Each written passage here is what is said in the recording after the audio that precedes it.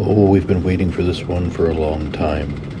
For me personally, the biggest reason being that in 2019, for the first time in my very mediocre racing career, I didn't finish the race.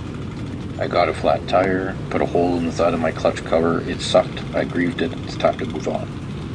This year was all about removing that monkey from my back. Good luck. Yeah, you too, buddy. See you at the end.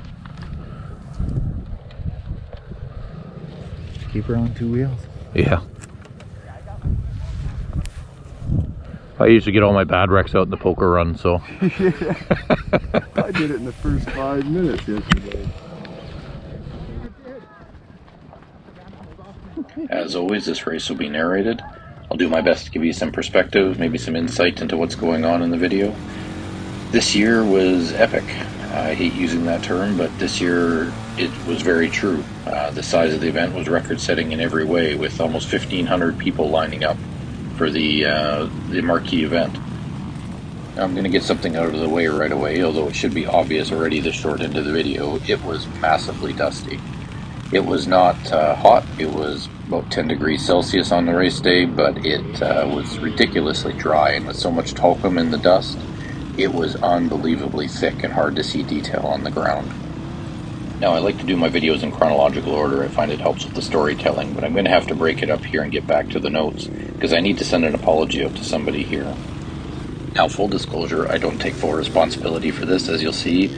I had a little bit of a hit with somebody on the side there as I took a harder route, and we collided at the top. And what happened next, we can split hairs and decide who is to blame for what, but as you'll see in slow motion here, that poor fella ends up upside down, about 2 or 3 feet down on that edge, if I can measure that correctly. Not in slow motion in real life, but it probably didn't feel super nice, and it was probably my fault. Now, if only he had been there for the pre-race, because he in fact did not. Keep her on two wheels. Following this shortly, you'll also see in slow motion somebody being ejected from his bike, or more so that his bike was being ejected from him, which turned out to be a pretty commonplace occurrence during this race. Now, this is my 5th or 6th time at this event. Every year you learn something. Every year you come back with a new plan. One of the things that I've learned is that you don't charge very hard in the first few minutes. You charge hard, you end up in a wreck. There's just too many bikes there. You can't choose the line you want to be in, and just like what happened on the hill there, is often you choose a sideline, which was inherently significantly harder, and you still meet somebody there. There's a lot of good riders, and not everybody tries to take the center line. So you have to be patient, and you'll notice that the pace picks up as the video goes on. Now, every year I make the same caveat about how the video doesn't do a good job showing speed, it doesn't do a good job showing bumps. But I think I finally figured out why. It's the talcum there and the dust, is that it covers the rocks. And truth is that you can't see most of them, even when you're riding there in real life. Now, not having stereoscopic vision with the camera does make it harder to see, but it actually is kind of like that. But if you look at the bikes all over the place here, it is ridiculously bumpy. Every year we go out there, we've got somebody new with us that's coming out there, and they go out and they get excited about it, and they watch all these videos, and every year you get that same blank look on their face the first time we come back from a long ride, with realizing just how rocky it is and just how beat up you get over the course of this event. Now, this year I finished 285th out of 966, which is not the highest that I've finished by number, but it is the highest that I've finished by percentage. Every year I seem to get a little bit better, assuming that I finish the race. But this year was probably the second hardest ride that I've done. We had one year where we were swamped that was probably a little bit harder overall, but this race took me a full hour longer than it did the last couple of times, and that's pretty indicative of just how difficult it was. That dust was, there were several times through the race where we just had to come to a complete stop, and there's actually a funny event coming up here in a minute or two in the video that'll show you just how hazardous it can be to be riding in the dust. Now, those fine gentlemen there lined up are the checkpoints. I believe there's 3 or 4 per lap. You had various stickers and tags on your bike that you had to get marked up as you went through. And if you didn't have all your marks at the end, you were disqualified because you cheated. Now, this little section here is pretty illustrative of the probably 10 million little washes that you ride through. You'll see the bikes going all over the place, getting kicked around. It's hard to ride through this fast, but it shows exactly how hidden these rocks are. There's silt on top of them, dirt on top of them, but they're there, and they are absolutely immovable. That barbed wire fence on the right is also super there, and while it's not there all of the time, it's certainly very much in your vision when it is. And you think in these big open sections you just blitz them, make up time, but literally everybody can. But it's a really bad idea, because the only time you get to rest and flex your hands out is when it's flat. Now the trails in this area kind of weave all over the place. You often have 10, 15, even 20 options of where you want to go. In a second here, you'll see what happens sometimes when you get lost in the dust. Dozens of times throughout this, you'd just be riding along, you'd lose sight for a second, all of a sudden you're in the middle of a sagebush. Honestly, watching over hours and hours of recorded footage, it's pretty funny when you run into those sage bushes, because it explodes like a ghost coming out of it because of all of the dust.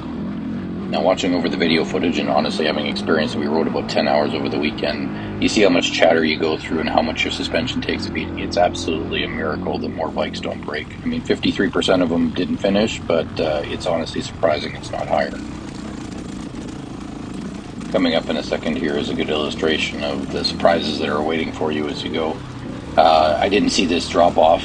The person in front of me thankfully did, and I slowed down in time, but it doesn't look all that big. It's probably only 18, 20 inches, but if you hit that at speed when you're not paying attention, that's going to end up with you over your handlebars. Now, I love technical hill climbs. I don't know if it's because we've started riding a lot more in the mountains in the last couple of years, or whether it's just kind of something that I enjoy.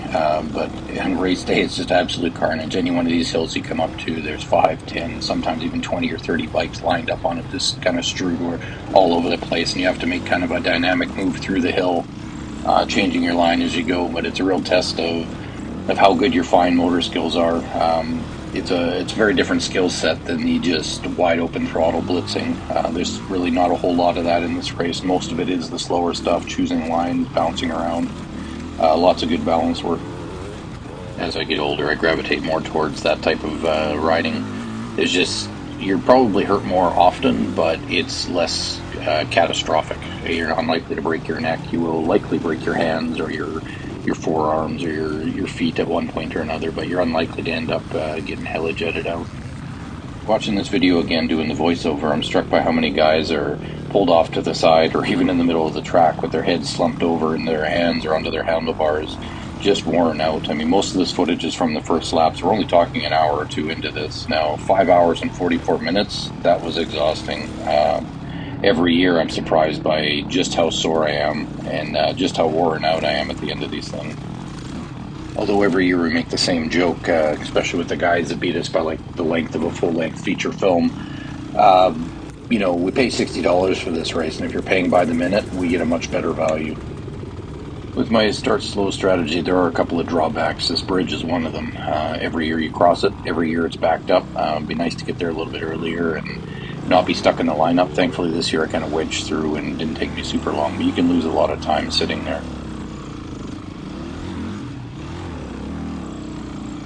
What we have coming up here is a second edition of What Goes Bump in the Dust.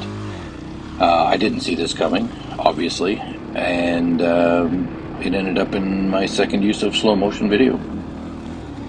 Now what we have here is a classic case of, wow, I'm glad I saw that, followed with a bad case of, nope, didn't see that.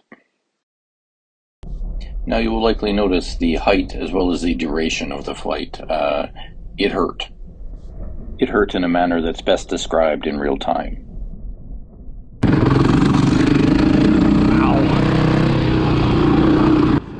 Definitely ouch, and I'm proud that ouch was the only thing that came out of my mouth, although at that point I'm pretty sure it was the only thing that could exit my mouth. I have to say, no matter how many times I do this race, that it's such a pleasure to be there. This terrain, you drive into Odessa and it's so flat. It's just sod farm, or at least very seemingly like sod farm. But just as you get to the town of Odessa, it drops out into this big valley and you get to ride back and forth along the cliffsides, and it's just absolutely beautiful. Now, I'm no geologist, and you're welcome to make fun of me in the comments if what I'm saying won't make any sense or if you know better. But I believe the area used to be volcanic. The rock in the area seems very much like volcanic rock. It's very sharp, jagged. There's lots of pillars, columns, like a fortress-style protrusions from the ground. It's very, very unique, very weird, but beautiful, and makes for some great riding terrain. Now at this point in the video, I'm out of my second lap. I don't have a whole lot of footage from this lap because honestly it's not as exciting or as interesting. You're just out alone more often. You do encounter riders occasionally. But it's a good show of some of the ridermanship that goes on during the race. You'll see this fellow lying down on the left here. You'd see the tail end of his crash. But what I find entertaining on it, and I don't mean to make fun of him, is, you know, you stop to make sure that he's all right because it's just what you're supposed to do when you're the first person at the crash.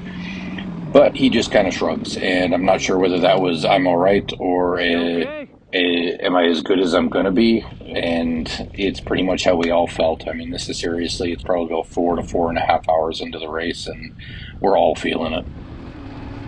I mean, at this point of the race, you can barely hold on to your bike anymore. It's more just you're on automation, and you're trying to do your best. As you can see here, you know, you start to slip around and stuff you wouldn't have slipped around on if you had the energy to be strong anymore. But honestly, 5 hours at this point, or 4.5, 5.5, who even knows anymore? This late in the race, especially on the second lap, they have mile markers up, so you get to have that encouraging or discouraging you, depending on how you look at it. But like the 20 to 35 mile range in that second lap is just brutal. You're alone a lot of the time. You're just cruising along, automated, and it feels like every mile is like 7 or 8 miles long. For myself, I get a second wind right around that 35 mile mark. You know that the end is coming and you get excited, and honestly, that's probably the fastest I ride is the last 15 miles. I don't know why I get faster as the race gets going. One of these years I'll figure it out. It's definitely not fitness level, but maybe enthusiasm, maybe excitement that you know you're going to finish. Well, as we're on the last clip of the video, it's a good time to say goodbye. Thanks again for coming along. We had an absolute blast this year. Can't say enough good things about it, and looking forward to coming back next year. Just to finish out, I just wanted to send a thank you to everybody that joined us from north of the border. It was a great year, and looking forward to seeing you guys next year.